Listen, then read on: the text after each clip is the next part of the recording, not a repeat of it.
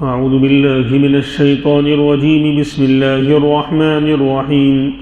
الذين آمنوا وعملوا الصالحات طوبى لهم وحسن مآب كذلك أرسلناك في أمة قد خلت من قبلها لتتلو عليهم الذي أوحينا إليك وهم يكفرون بالرحمن قل هو ربي لا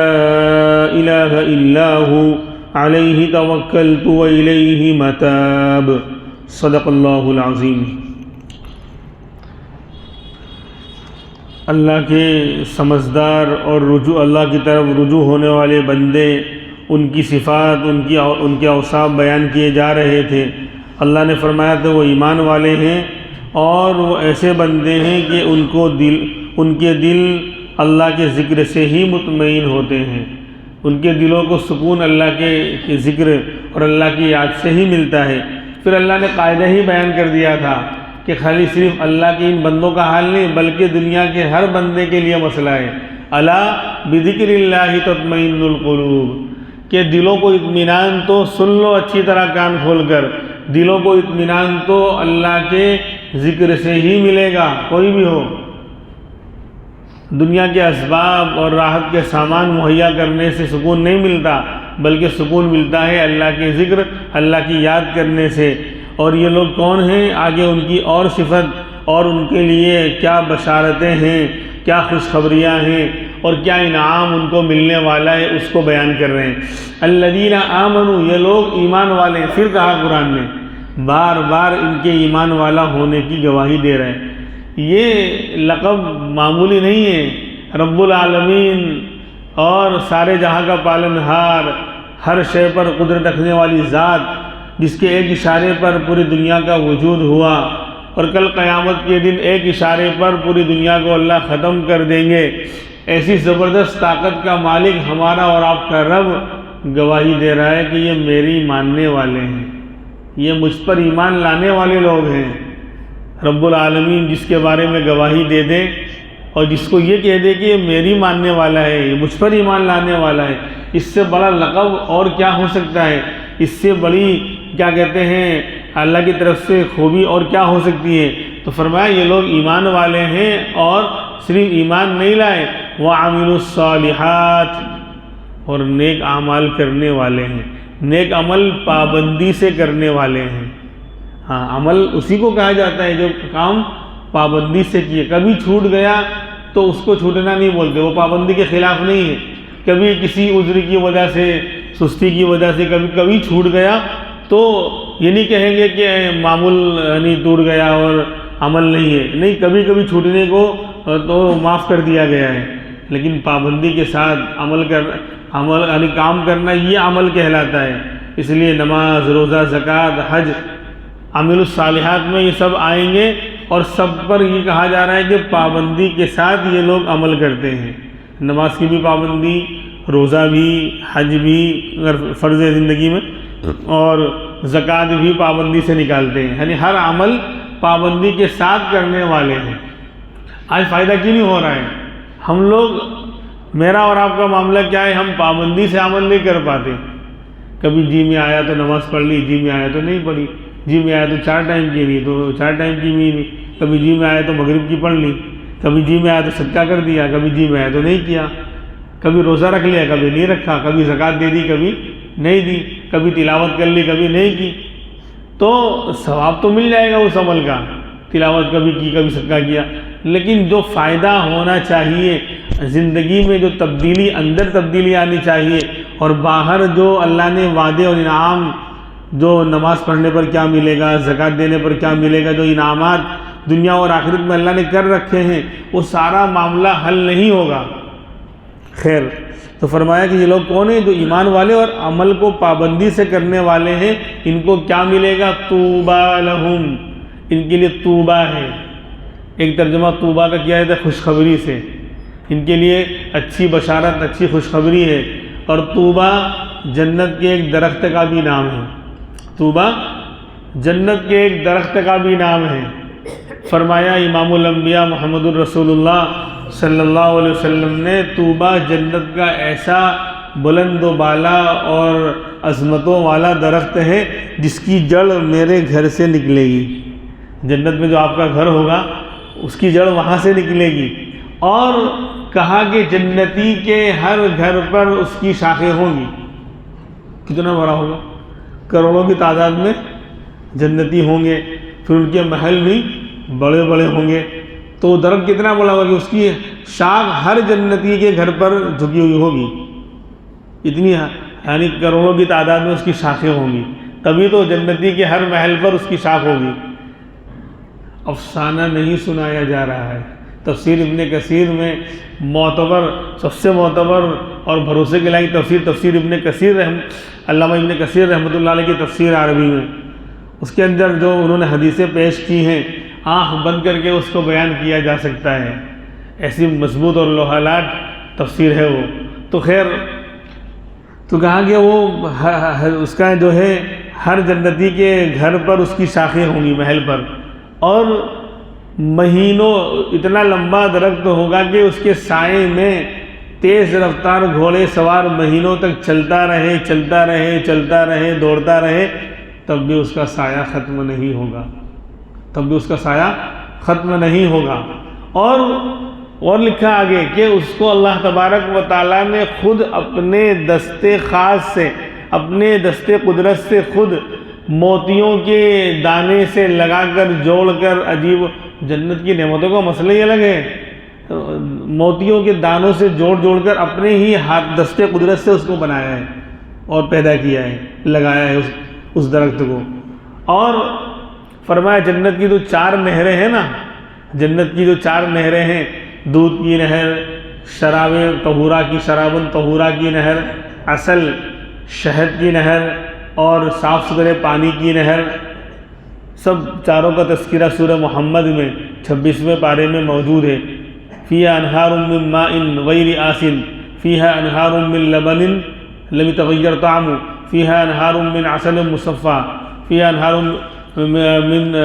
من شراب کے تذکرہ بھی ہے۔ تو چاروں طرح کی نہریں جو ہیں، جو وہ اس کا چشمہ اسی کی جڑ سے پھوٹے گا، اسی درخت کے چاروں نہروں کا چشمہ یہیں سے پھوٹے گا۔ شراب طہورہ پاک، یہاں کی شراب کی طرح نہیں کہ پی کر جو ہے سمجھے گی نہیں، نہ دنیا کا پتہ نہ دین کا پتہ، بلکہ بالکل پڑے ہوئے ہیں گندے نالے میں اور سڑے ہوئے ہیں، جسے بارش ہونے لگی تو 2 شرابی کھڑے تھے، کہنے لگے وہ دیکھ آسمان پھٹ گیا، بولے آسمان پھٹ گیا، تو بولے پانی گر رہا ہے، تو اتنے میں بجلی چمکی، تو کہا ٹینشن مت لے، ویلڈر لوگ آ چکے ہیں، ٹینشن مت لے، ویلڈر لوگ آ چکے ہیں، اب جلدی سے ویلڈنگ کر دیں گے تو جو پھٹا ہوا ہے وہ جڑ جائے گا۔ تو ایسا حال ہوتا ہے۔ اللہ وہ بچائے، بہت دور رکھے اللہ ہم تمام کو اس طرح کی نحوستوں، گندگیوں اور غلاظتوں سے۔ خیر، تو وہ تو پاکیزہ شراب طہورہ قرآن نے کہا ہے، پاکیزہ شراب کی نہر ہوگی، تو وہ نہر بھی اسی طوبہ درخت سے نکل رہی ہے، اور شہد کی نہر بھی وہیں سے نکل رہی ہے، اور دودھ کی من لبن لم یتغیر طعمہ، ایسی دودھ کی نہر ہوگی کہ اس کا مزہ کبھی خراب نہیں ہوگا۔ بھئی دودھ کو آپ باہر رکھ دو 2-4 گھنٹے گرمی میں پھٹ جائے گا،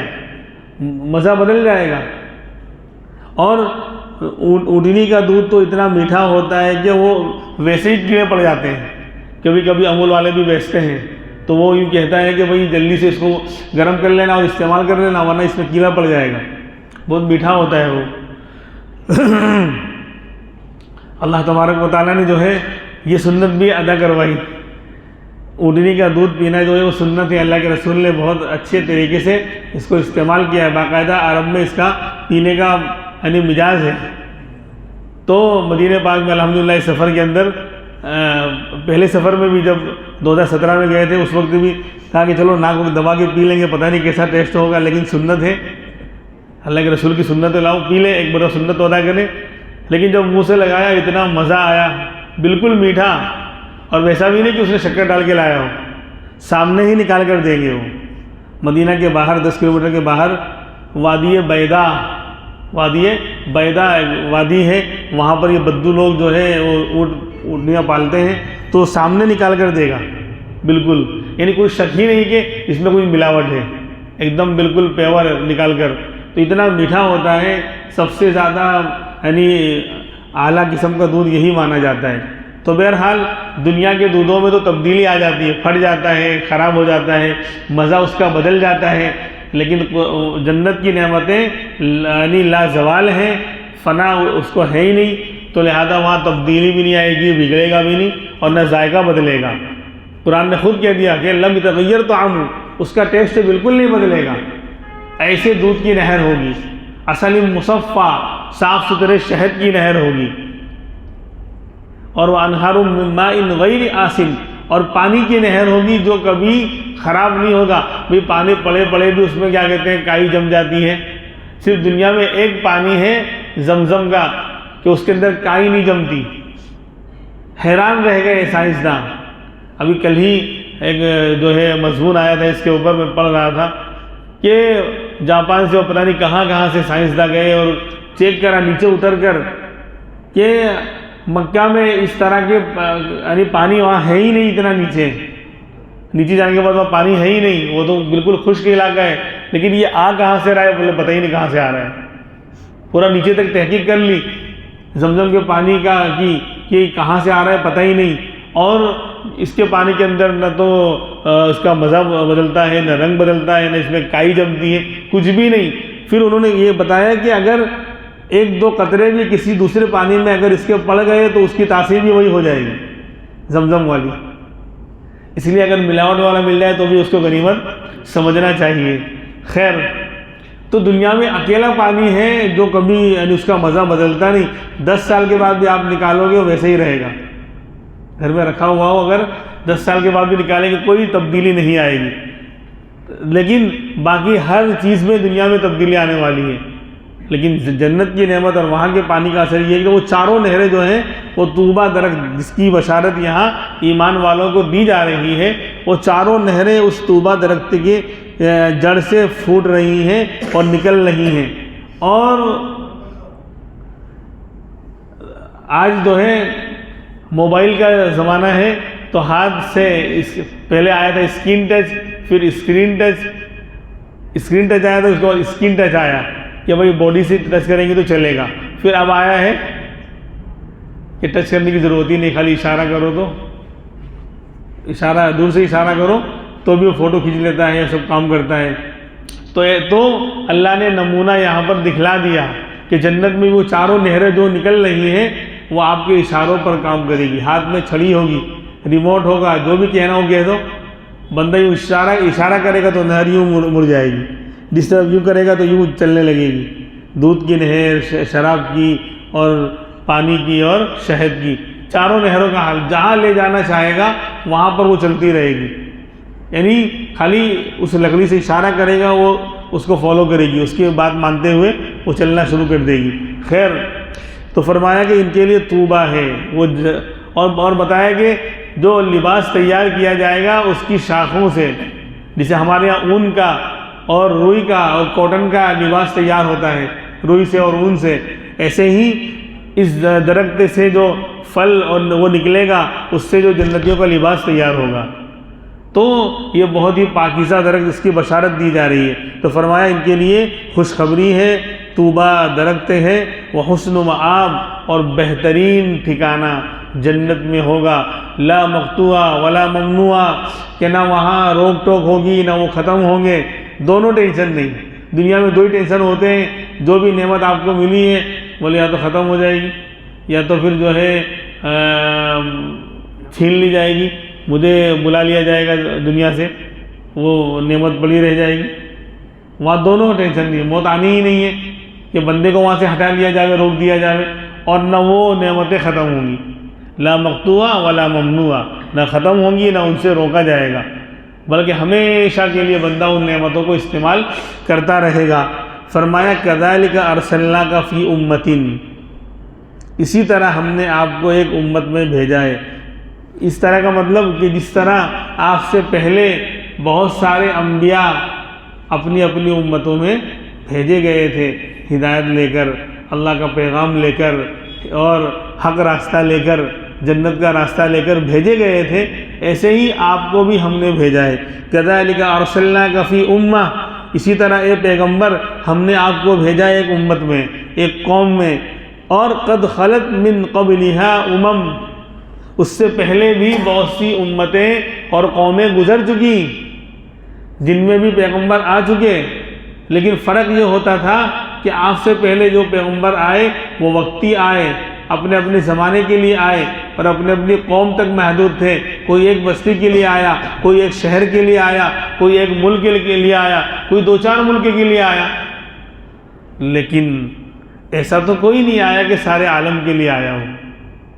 سارے جہاں کے لیے آیا ہوں اور قیامت تک کے لیے آیا ہوں۔ آئے دنیا میں بہت پاک و مکرم بن کر، آئے دنیا میں بہت پاک و مکرم بن کر، کوئی آیا نہ مگر رحمت عالم بن کر۔ دنیا میں بہت سارے نبی آئے، بہت پاک تھے، پاکیزہ تھے، ان کی پاکیزگی کی دہائی دی جاتی تھی، ان کی عفت اور پاک دامنی کا ڈنکا بجتا تھا۔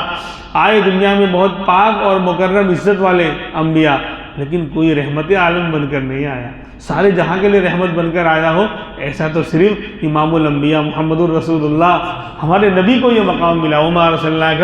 الا رحمۃ للعالمین، صرف انسانیت کے لیے رحمت بن کر نہیں آئے، سارے جہاں کے لیے، جانوروں تک کے لیے، ہر چیز کے لیے آپ رحمت بن کر آئے۔ تبھی تو جانور تک کو بھی پتہ ہوتا تھا کہ آپ جو ہے رحمت ہیں، رحمت والے ہیں، اور مسئلہ حل ہوگا تو آپ کے در سے حل ہوگا۔ آپ اونٹوں کو ذبح کر رہے ہیں قربانی میں، اپنے ہاتھوں سے تقریباً 66 اونٹ آپ نے ذبح کیے 100 میں سے، تو ہر اونٹ آگے بڑھ رہا ہے، دھکا مکی کر رہا ہے، جسے کوئی مٹھائی تقسیم ہو اور پتہ ہو کہ کم ہے، جلدی ختم ہو جائے گی، تو بچے کیسے چلاتے ہیں، انکل مجھے دو، انکل مجھے دو، 2 ہاتھ۔ تو وہاں آپ ذبح کر رہے ہیں اونٹوں کو، اور معلوم ہے کہ ابھی ذبح ہو جاؤں گا، جان چلی جائے گی، لیکن اللہ کے رسول کے ہاتھ سے ذبح ہونے کے لیے اونٹ دھکا مکی کرنے کا پہلے مجھے کہ رحمت للعالمین ذات کے دست اقدس سے ذبح ہونا یہ سعادت کی بات ہے، تو میں ذبح ہونا چاہتا ہوں، میں پہلے مجھے، جسے مٹھائی بٹ رہی ہو، کوئی انعام دیا جا رہا ہو، یہ جانور تک کو پتہ ہے کہ آپ رحمت للعالمین تھے۔ آج انسان نہیں پہچان رہے، اور نہ پہچاننے کی بڑی وجہ یہی تو ہے، اگر پہچانتے تو آپ کی سیرت کو اپناتے، آپ کی سنت کو سینے سے لگاتے، آپ کے چہرے کو اپنے چہرے پر لاتے، آپ کا لباس جو ہے اپناتے، اور آپ کی زندگی کے مطابق اپنی زندگی کو ڈھالنے کی کوشش کرتے ہیں، لیکن یہی ہے نا کہ پہچانا نہیں آپ کو۔ خیر، تو فرما رہے ہیں کہ پچھلے جو انبیاء آئے وہ اپنی اپنی بستی اور اپنے اپنے علاقے، ایک محدود بستی کے لیے، ایک شہر کے لیے، اور وقتی طور پر اپنے اپنے زمانے میں آئے، لیکن اللہ کے رسول کا، ہمارے نبی کا مقام یہ ہے کہ آپ ایک بستی کے لیے، ایک شہر کے لیے، ایک ملک کے لیے نہیں آئے، سارے جہاں کے لیے آپ کو نبی بنا کر بھیجا گیا، اور پھر ایک زمانے کے لیے، ایک وقت کے لیے بھی نہیں، بلکہ قیامت تک کے لیے اب کوئی نبی نہیں آئے گا۔ تو ہمارے نبی پر 2 چیزوں پر ایمان لانا پڑے گا، ایک تو آپ اللہ کے رسول ہیں، یہ بھی ماننا پڑے گا، اور آپ خاتم الانبیاء ہیں، سارے نبیوں کے سلسلے کو مکمل کرنے والے ہیں۔ اب آپ کے بعد کسی نبی رسول کی ضرورت نہیں، جسے جب صبح ہوتی ہے تو جب سورج نکل آتا ہے، رات میں تو اندھیرا تھا، ستارے چمک رہے تھے، وہ کچھ روشنی پھیلا رہے تھے، لیکن روشنی ان کی ہلکی تھی، کم تھی، لیکن جب صبح ہوتی ہے اور سورج آفتاب نکل آتا ہے تو روشنی ختم ہو گئی ستاروں کی، یا مکمل ہو گئی؟ اب مکمل ہو گئی، اب جو ہے ستاروں کی روشنی کی ضرورت نہیں ہے، بلکہ گاڑی والے کو بھی یہ بتانا پڑتا ہے کہ بند کر، اب ضرورت نہیں ہے۔ تو ایسے ہی جب آپ آ گئے تو خاتم الانبیاء ہیں آپ، سارے نبیوں کے سلسلے کو آپ نے مکمل کر دیا۔ جو روشنی ہر نبی کے اندر ہدایت کی روشنی تھی، سب ستاروں کے مانند اپنے اپنے زمانے میں چمک رہے تھے اور روشنی پھیلا رہے تھے، ہدایت کا راستہ بتلا رہے تھے، لیکن جب صبح ہوئی اور آپ کی شکل میں ہدایت اور رشد کا آفتاب اور مہتاب اور سورج نکل آیا، تو اب سارے انبیاء کو بتانا پڑا یوں کہ اب آپ کی ضرورت نہیں ہے، اب تو روشنی آفتاب کی شکل میں مکمل ہو چکی، دن نکل آیا، تو آپ خاتم الانبیاء بھی ہیں۔ نبوت ناز کرتی ہے کہ ختم الانبیاء تم ہو، نبوت کو فخر ہے، ناز ہے، انسانیت کا سب سے اونچا عہدہ اور پوسٹ ہے نبوت، اور نبوت کو فخر ہے کہ آپ جیسا امام الانبیاء، سارے نبیوں کے امام اور سردار اس نبوت میں نبی بن کر آئے اس سلسلے کے اندر، تو نبوت کو خود فخر ہے کہ نبوت ناز کرتی ہے کہ ختم الانبیاء تم ہو۔ بہرحال تو فرمایا کہ آپ سے پہلے بھی امتیں گزری ہیں، ان میں بھی ہم نے رسولوں کو بھیجا، تو آپ کو بھی بھیجا ہے۔ کیوں بھیجا ہے؟ لِتَتْلُوَ عَلَيْهِمْ، تاکہ آپ پڑھ کر سنائیں ان لوگوں کو کیا، الَّذِي أَوْحَيْنَا إِلَيْكَ، وہ باتیں جو ہم نے وحی کے طور پر آپ کی طرف بھیجی ہیں، جو پیغام ہم نے وحی کے ذریعے آپ پر نازل کیا، وہ آپ لوگوں کو پڑھ کر سنائیں اور پیغام پہنچائیں۔ اب نبی نہیں تو نبی کے جو وارثین ہیں، علماء، ان کی ذمہ داری ہے کہ وہ قرآن پڑھ کر جو اس کے پیغام کو، اللہ کے پیغام کو امت تک پہنچائیں، اس کو عام کریں۔ اللہ کا لاکھ لاکھ شکر ہے کہ ہماری مسجد میں اور بستی میں قرآن صرف طاقوں پہ سجانے کے لیے نہیں رکھا گیا، اللہ نے یہ سلسلہ جاری فرمایا ہے۔ 14-15 سال ہونے آ گئے، اللہ نے سلسلہ جاری فرمایا ہے، تو وحی کے پیغام کو، قرآن کے پیغام کو امت تک پہنچایا، پڑھ کر سنایا جا رہا ہے۔ کیوں؟ تاکہ لوگ اس پر ایمان لائیں۔ لیکن اس وقت کفار مکہ کا حال کیا تھا؟ وَهُمْ يَكْفُرُونَ بِالرَّحْمَانِ، وہ رحمان کا انکار کر رہے تھے، اس ذات کا انکار کر رہے تھے جو رحمان ہے، یعنی جو ان پر رحم کر رہی ہے۔ بھئی نافرمانوں کو اللہ دنیا میں کھلا رہا ہے، پلا رہا ہے، کیوں کھلا رہا ہے، کیوں پلا رہا ہے؟ کیونکہ بہت سے مسلمان اس سوال پر کنفیوز ہوتے ہیں جب ان غیر مسلموں، ان بے ایمانوں، ان ظالموں اور انسانیت کے دشمنوں کو دیکھتے ہیں کہ یہ نعمتوں میں ہیں، یہ دنیا کے اوپر یہ ان کو حکومت ملی ہوئی ہے، کرسیوں پر بیٹھے ہیں اور جو چاہے کر رہے ہیں، مال اور دولت ان کے پاس ہے، ہر طرح کی فراوانی اور آسانی ان کے ساتھ ہے،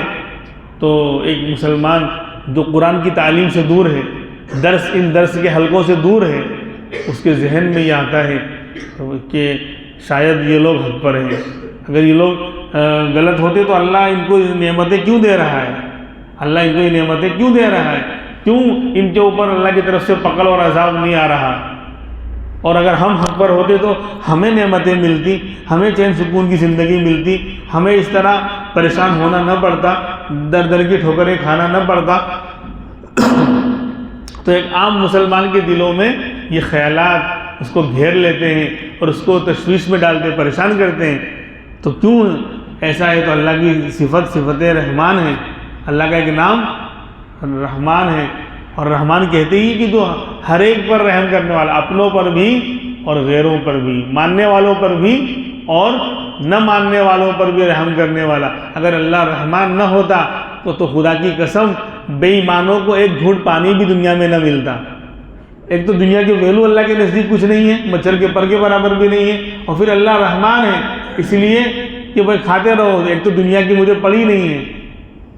میں نے پہلے بھی بتایا تھا، شیخ فرید الدین عطار رحمۃ اللہ علیہ کے اشعار ہیں فارسی میں، مال دنیا خاک سارا را دہن، آخرت پرہیزگارا را دہن۔ اللہ کی صفت یہ ہے کہ دنیا کا مال ذلیلوں کو دیتے ہیں۔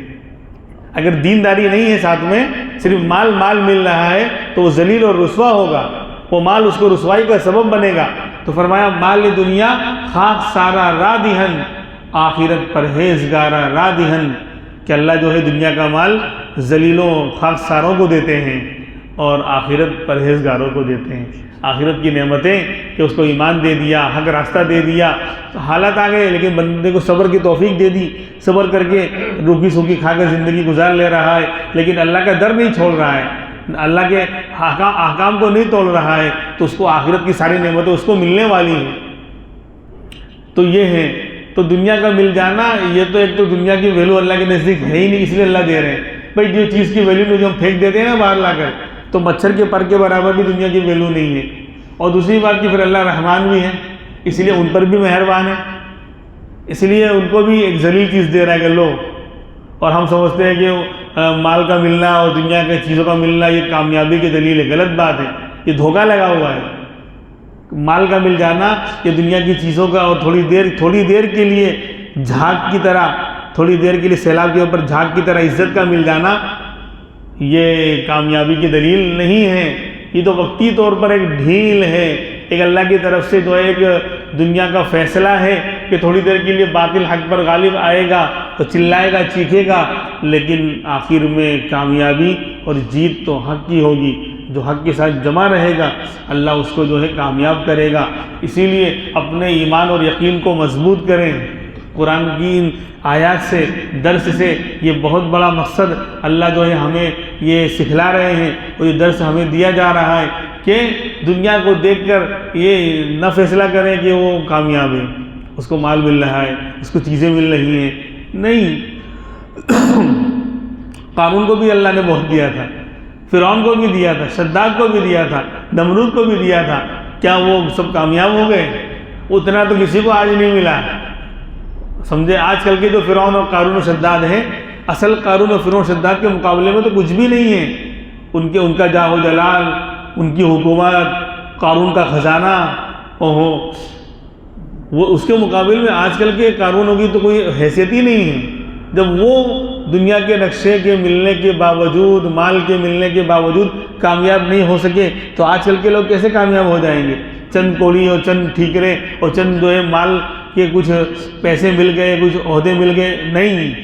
بلکہ مومن ایمان والا سب سے بڑا کروڑ پتی ہے، ارب پتی ہے، ارے عرب نے خرب پتی ہے، بلکہ بے بہا اور بے مثال دولت اس کے پاس ایمان کی ہے۔ لا الہ الا اللہ محمد رسول اللہ کا معاملہ، اور یہ نعمت جو ہے بہت بڑی چیز ہے، بہت بڑی دولت ہے۔ خیر، تو فرمایا کہ یہ لوگ رحمان کا انکار کر رہے ہیں، تو کہتے ہیں اے پیغمبر آپ ٹینشن نہ لیں، آپ تو جمے رہیے اور اپنے ماننے والوں کو بھی جمائیے، تو ہم بھی جمیں گے۔ یہ لوگ اچھل رہے ہیں، اللہ کا انکار کر رہے ہیں نعمتیں ملنے کے باوجود، تو ہم ان کی رو میں نہیں بہیں گے۔ قل، اے نبی آپ کہہ دو، ہوا ربی، وہ میرا رب ہے، اللہ ہمارے رب ہیں، لا الہ الا ہو، ان کے سوا کوئی معبود اور خدا نہیں ہو سکتا، علیہ توکلت، اسی پر میں نے بھروسہ کیا، اور علینا توکلنا، علیہ توکلنا، اور اسی رب پر ہم سب نے بھروسہ کیا۔ ساتھ میں ہم کہہ بھی رہے نا، قرآن میں نبی سے کہلوایا جا رہا ہے، نبی کے ایمان کا خطرہ نہیں تھا اللہ کو، ارے آپ کا ایمان تو سب سے اعلیٰ ہے، آپ کے ذریعے امت کو تعلیم دی جا رہی ہے کہ اس طرح کہو نبی کہ اللہ میرا رب ہے، اس کے سوا کوئی خدا اور معبود نہیں، علیہ توکلت، اسی پر میں نے بھروسہ کیا۔ تو ہم بھی کہیں گے علیہ توکلنا، اللہ ہی پر ہم سب نے بھروسہ کیا، اور وَإِلَيْهِ مَتَابٌ، اور اسی کی طرف ہم تمام کو لوٹنا ہے۔ کہاں جائیں گے مر کر؟ اللہ ہی کی طرف۔ تو اللہ کو راضی کر لیں، جہاں ہمیشہ کے لیے جانا ہے اس کے بغیر کہیں اور معاملہ حل نہیں ہوگا۔ اللہ کے پاس گئے بغیر، حساب کیے بغیر چھٹکارا نہیں ملنے والا، تو پھر اللہ کی سے ملنے کی تیاری کرنی چاہیے۔ بیوقوف ہے آدمی وہ کہ جو آخرت، جو اس کا وطن ہے، وہاں کے لیے تیاری نہیں کر رہا ہے۔ دنیا ویٹنگ روم ہے، ٹرین موت کی آنے والی ہے، اناؤنسمنٹ ہو چکا ہے، تھوڑی سی لیٹ ہے، آ رہی ہے وقت پر، لیکن ہم پہلے پہنچے ہوئے ہیں کہاں؟ پلیٹ فارم پر، اور ویٹنگ روم دنیا ہے۔ اب ویٹنگ روم کو دیکھا، یہاں پر اے سی نہیں لگا ہوا ہے، یہاں پر یہ نہیں ہے، تو اب وہیں پر ویٹنگ روم میں جہاں 1-2 گھنٹہ ٹھہرنا ہے اسی کو ڈیکوریشن کر رہے ہیں، وہیں پر 1 لاکھ 2 لاکھ 10 لاکھ 20 لاکھ وہیں پر خرچ کر رہے ہیں۔ ہوگا کیا؟ کچھ دیر کے بعد موت کی ٹرین آئے گی، سوار ہو کر کہاں چلے جائیں گے؟ اپنے اصل وطن آخرت کی طرف روانہ ہو جائیں گے۔ تو بیوقوف ہے وہ آدمی کہ جو ویٹنگ روم میں تھوڑی دیر جہاں ٹھہرا تھا، جہاں ہمیشہ رہنا نہیں ہے، وہاں کے کو سجا رہا ہے، وہاں کا ڈیکوریشن کر رہا ہے، اور جہاں ہمیشہ رہنا ہے اس کو بھول گیا، جہاں اصل وطن تھا اس کو بھول گیا۔ اللہ ہمیں اپنا سبق اور اپنے اصل وطن کو یاد رکھنے کی توفیق عطا فرمائے۔ باقی باتیں انشاءاللہ آئندہ کل ہوں گی۔ آئندہ کا جو مضمون کل کا آ رہا ہے وہ بھی بہت اہم مضمون ہے۔ اللہ رب العزت ہمیں جو ہے اپنے ایمان اور یقین کو اور زیادہ مضبوط کرنے کی توفیق عطا فرمائے۔ سبحان اللہ و بحمدہ، سبحانک اللہم و بحمدہ۔